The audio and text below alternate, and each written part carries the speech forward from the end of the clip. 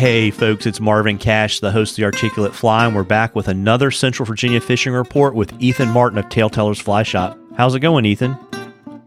Oh, I'm doing great today. How you doing? Oh, I'm getting there. I hear Old Man Winter has got Central Virginia in his grips now.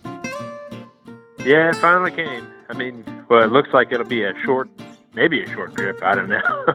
Because the weekend still looks like it's possibly going to be warm. But yeah, it's definitely, past couple of days been a little chilly and quite windy, which makes everything even more cold.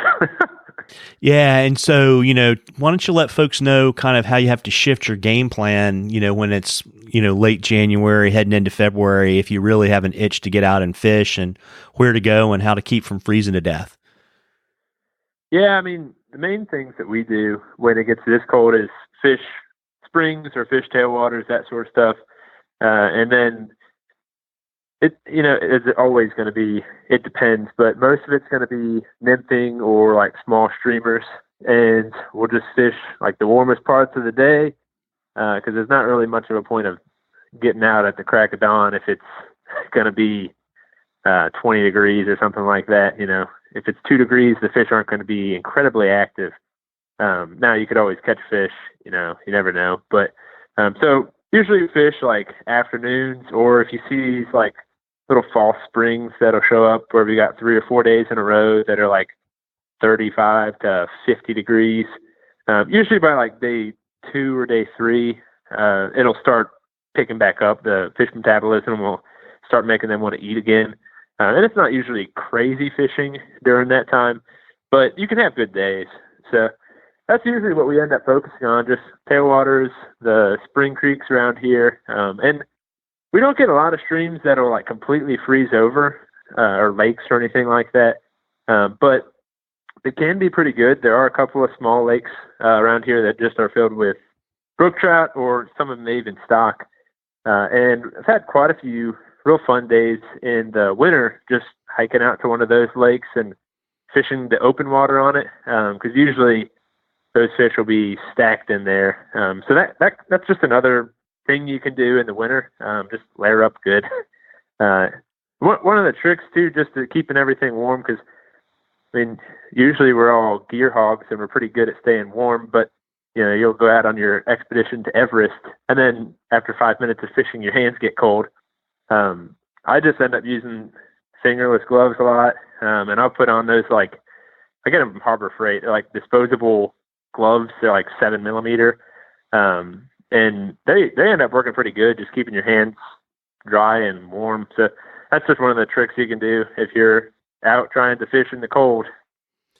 Yeah, I'm a big believer in chemical hand warmers, and they work great. And not just for your hands, but put a couple in your wader chest pocket. And I use something similar to your trick. I fish when it's really cold. I have a pair of Sims fleece fingerless gloves, but then if you put on a pair of black nitrile gloves, and you can buy them by the box on Amazon, it really makes a big difference. And you can actually still use your fingers and tie knots.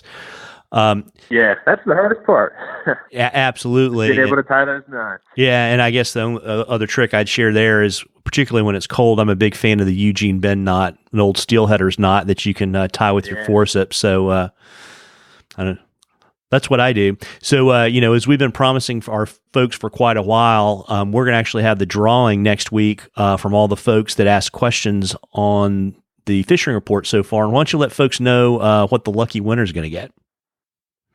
Yeah, so we'll end up giving away a $100 gift card and a TaleTellers hat or T-shirt, whichever the person decides, whichever size that they would like. So looking forward to it. Awesome. Well, folks, it's too late to get entered into the drawing this time around, but keep the questions coming, and we're going to continue the tradition. As long as I read your question on the air, I'm going to send you some Articulate Fly swag, and you'll get entered into a drawing for probably something pretty similar to what we're giving away this time. Before I let you hop, Ethan, why don't you let folks know where to find the shop and what your hours are this winter? Yep, we've got normal hours, so you can find us in downtown Lynchburg. We're on Commerce Street, 920 Commerce Street, Lynchburg, Virginia. We've got all sorts of great food places and coffee places around us. It's fun just to make a day trip out. We also have a lot of classes and that sort of stuff going on in the evenings.